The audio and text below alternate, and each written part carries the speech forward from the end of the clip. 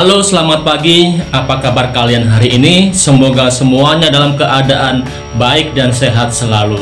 Pada hari ini kita kembali bertemu dalam sesi pembelajaran jarak jauh atau daring IPA terpadu kelas 9. Hari ini kita memasuki bagian terakhir di bab yang kelima, bagian yang kedua. Ini merupakan materi terakhir kalian di semester yang pertama untuk IPA kelas 9. Baiklah, kita akan mulai saja belajar kita pada hari ini. Baiklah, pada hari ini kita masuk pada bagian yang kedua dari bab yang kelima tentang listrik dinamis ya. Kalau sebelumnya kita sudah membahas bagian yang pertama dari mulai arus listrik sampai dengan karakteristik rangkaian listrik, maka pada hari ini kita masuk pada poin yang kelima sampai ke-7. Kemudian nanti akan diteruskan dengan bagian B sampai selesai. Poin yang kelima, sumber arus listrik ya. Ada macam-macam sumber arus listrik. Disebutkan beberapa contoh di sini. Ada baterai isi ulang ya. Baterai isi ulang ini adalah baterai yang dapat dicas ulang. Dapat kita jumpai di toko maupun minimarket yang ada. Kemudian yang kedua ada sel elemen volta ya. Ini memang bentuk lama yang tidak bisa kita jumpai secara umum di pasaran. Kemudian ada akumulator atau yang biasa kita sebut dengan aki ya. Ini ada di sepeda motor maupun mobil. Dan ada baterai, di mana baterai ini juga biasa kita jumpai di toko maupun di minimarket ya. Baterai isi ulang dan baterai itu adalah elemen kering, di mana keduanya tidak menggunakan cairan asam sulfat. Sedangkan elemen volta dan elemen dan akumulator atau aki disebut dengan elemen basah karena menggunakan cairan asam sulfat. Baterai isi ulang dapat dicas ulang, sedangkan baterai biasa sekali pakai ya, tidak bisa dicas ulang. Elemen volta adalah elemen sekali pakai ya, tidak bisa dicas ulang, sedangkan akumulator itu dapat dicas ulang. Itu perbedaannya.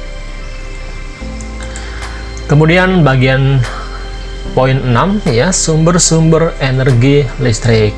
Ada banyak sumber energi listrik. Yang pertama adalah biogas ya. Biogas ini dapat dibuat dari kotoran-kotoran misalnya sapi maupun kambing yang difermentasi kemudian menghasilkan gas ya. Gas ini akan dipakai biasanya untuk membangkitkan energi listrik. Kemudian ada energi nuklir ya, semuanya tahu. Kemudian ada gas hidrogen. Kemudian ada gelombang air laut, ada piezoelektrik ya. Ini prinsip menggunakan bahan, dimana kalau bahan itu diberikan tekanan dia akan menghasilkan energi listrik. Kemudian ada energi air, biasa kita jumpai pada PLTA, energi matahari atau energi yang tidak bisa habis, dan ada energi angin, juga energi yang tidak bisa habis ya. Energi air, matahari maupun angin itu contoh energi yang tidak mungkin habis ya. Juga ada gelombang air laut. Bagian yang ke-7 ada transmisi energi listrik ya. Transmisi merupakan proses mengirimkan listrik dari pembangkit sampai ke konsumen. Jadi listrik yang kita nikmati di rumah itu berasal dari sumber pembangkit listrik yang biasanya itu jaraknya bisa mencapai ratusan kilometer. Bagaimana sampai ke rumah kita? Tentunya menggunakan kabel transmisi. Ya, ada dua cara mentransmisikan energi listrik. Yang pertama adalah transmisi listrik dengan sistem tegangan rendah. Keuntungannya adalah dapat mengurangi tingkat bahaya. Artinya, kalaupun kita tersetrum, ya tidak begitu menimbulkan bahaya. Tapi ada kerugiannya. Yang pertama adalah makin besar arus listrik yang lewat, makin besar pula energi listrik yang hilang karena berubah menjadi panas atau kalor ya. Kemudian energi panas yang besar dapat melelehkan kabel transmisi yang ukurannya kecil sehingga diperlukan kabel transmisi yang tebal dan untuk pembuatannya memerlukan biaya mahal. Itu kerugian yang kedua. Kemudian cara yang kedua untuk mentransmisikan listrik adalah dengan sistem tegangan tinggi. Ya, kerugiannya adalah jelas tingkat bahayanya cukup tinggi sehingga kabel transmisi harus diletakkan pada tiang-tiang listrik yang tinggi dan harus dilewatkan di daerah-daerah yang tidak padat penduduk. Keuntungan sistem ini adalah jika tegangan listrik tinggi, arus listriknya kecil. Semakin kecil arus listrik yang melewati penghantar, energi panas yang hilang juga semakin kecil. Sistem yang kedua ini adalah sistem yang biasa dipakai pada kelistrikan di rumah kita, di mana dari pembangkit listrik itu akan dikirim melalui kabel-kabel tinggi atau sutet, kemudian sampai ke gardu induk dan kemudian disebar melalui tiang-tiang listrik ya sampai ke rumah kita. Ya, kita masuk pada contoh soal ya. Contoh soal inilah contoh untuk menghitung sistem rangkaian ya. Di sini ada contoh, ada rangkaian seri masing-masing dengan hambatan 12, 15 dan 13 ohm. Kemudian ada tegangan listrik sebesar 16 volt. Ditanya A, berapakah besar hambatan pengganti? B, berapakah kuat arus yang mengalir pada tiap-tiap hambatan? Dan C, berapakah tegangan pada tiap-tiap hambatan? Oke, langsung saja kita akan mengerjakan bagian yang A. Untuk menghitung berapakah besar hambatan pengganti, rumusnya adalah R sama dengan R1 tambah R2 tambah R3. Ya, jadi 12 tambah 15 tambah 13 sama dengan 40 ohm. Ya, itu jawaban untuk A. Untuk B, kuat arus yang mengalir pada masing-masing hambatan. Ya, kita menggunakan hukum ohm, ya I sama dengan V bagi R ya. Jadi 16 dibagi 40 ya. V itu 16 volt, R itu 40 ohm. Jadi hasilnya adalah 0,4 ampere. Karena kuat arus di setiap titik itu sama dengan kuat arus total, maka I1, I2, I3 juga sama dengan 0,4 ampere ya, jadi semuanya sama. Kemudian yang C, berapakah tegangan pada tiap-tiap hambatan? Ya, dapat dihitung dengan menggunakan hukum ohm. P sama dengan I kali R. Untuk V1 4,8 volt, V2 6 volt, V3 5,2 volt.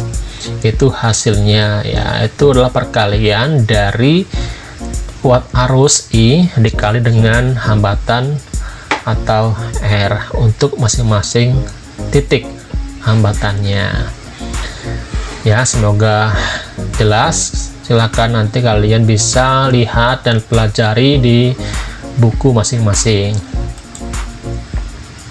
Kemudian kita masuk pada bagian B tentang listrik dinamis dalam kehidupan sehari-hari. Kita akan mencoba mengetahui penggunaan atau praktek listrik dinamis dalam kehidupan sehari-hari.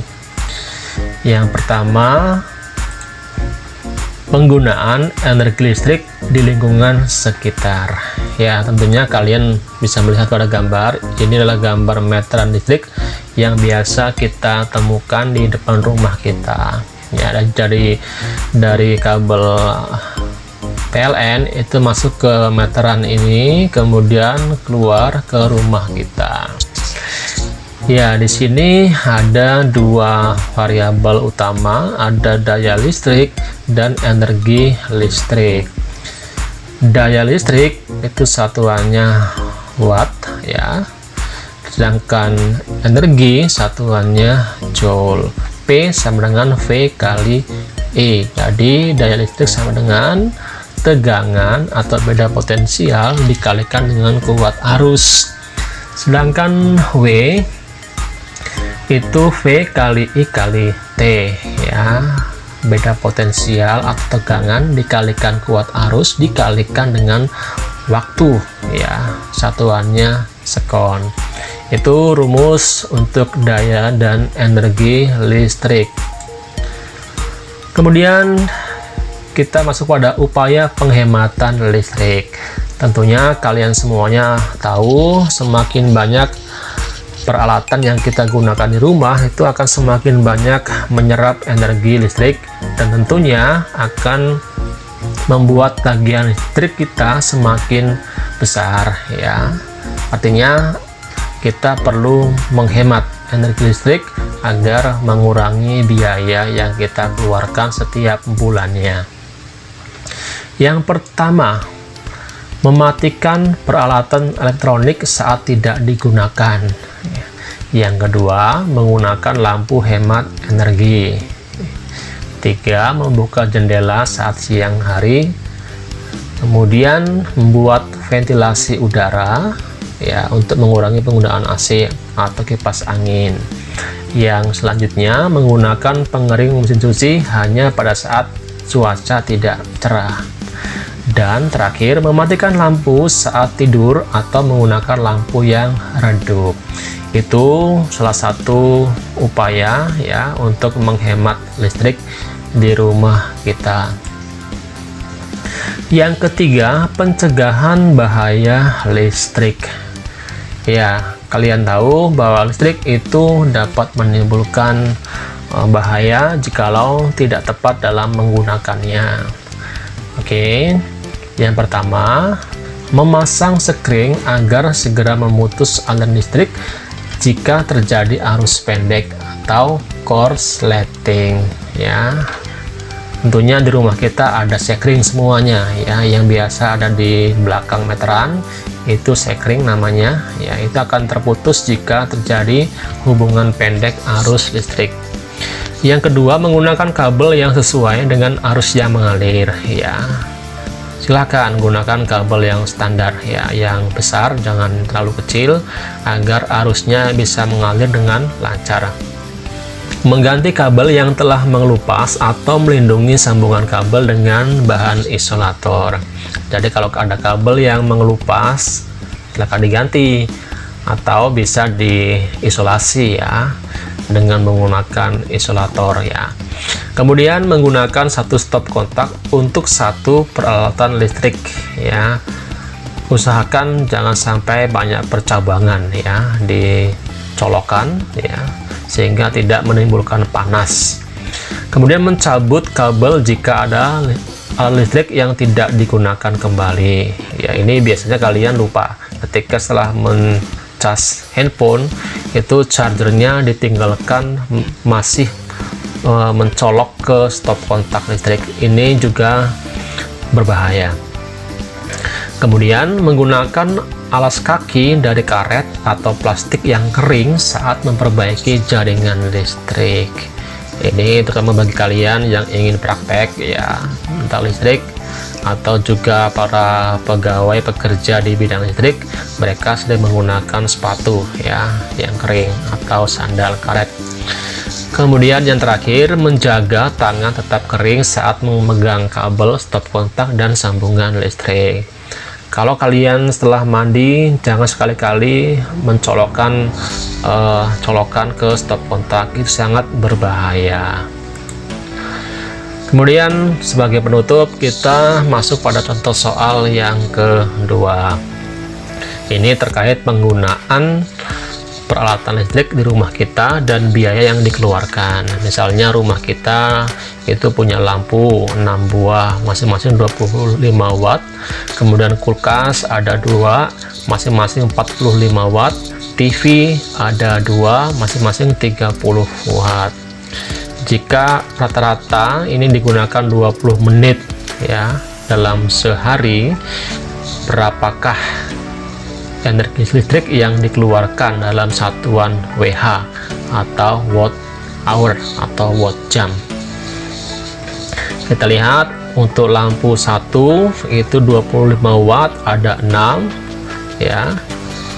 Kemudian lampu 2 45 watt ada 2, lampu 3 30 watt ada 2 buah ya. Untuk waktunya 20 menit. Kalau kita konversi ke jam akan menjadi 1/3 jam ya, karena 1 jam kan 60 menit ya, sehingga kalau 20 menit itu 1/3 jam. Ditanyakan W atau energi listrik. Kita pakai rumus totalnya saja ya. W sama dengan ya N kali P kali T ya. Perhatikan untuk N ada 3 N ya, N1 N2 N3. Ada lampu, kulkas, dan TV ya. Setelah dikalikan semuanya ya, maka diperolehlah jawaban 100 WH atau watt hour ya. Jadi energi listrik yang dikeluarkan sebesar 100 watt hour. Nah, itu contoh untuk menghitung berapakah penggunaan energi listrik.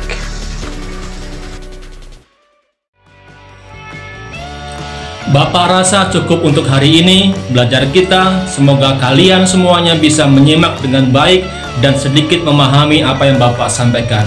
Memang Bapak tidak bisa memberikan semua apa yang menjadi materi sepenuhnya seperti di kelas, tapi setidaknya kalian memiliki gambaran yang jelas tentang materi yang kita pelajari. Untuk selanjutnya silahkan kalian buka buku atau buka internet, cari sumber-sumber belajar yang lain agar kalian bisa semakin memahami dan memperkaya pengetahuan kalian. Setelah bab yang kelima ini selesai, maka untuk minggu depan kita akan masuk pada uji kompetensi bab yang kelima. Silahkan kalian belajar dengan baik untuk menghadapi ujian daring ini agar hasilnya juga yang terbaik. Jangan lupa terus belajar karena di awal bulan Desember kita akan menghadapi penilaian akhir semester. Silahkan kalian kembali belajar dan tetap semangat. Jangan pernah menyerah, jangan pernah mengendorkan semangat agar kalian dapat berhasil dengan hasil yang terbaik. Terima kasih atas perhatian kalian. Sampai jumpa kita pada pertemuan-pertemuan selanjutnya. Tetap jaga kesehatan dan tetap semangat.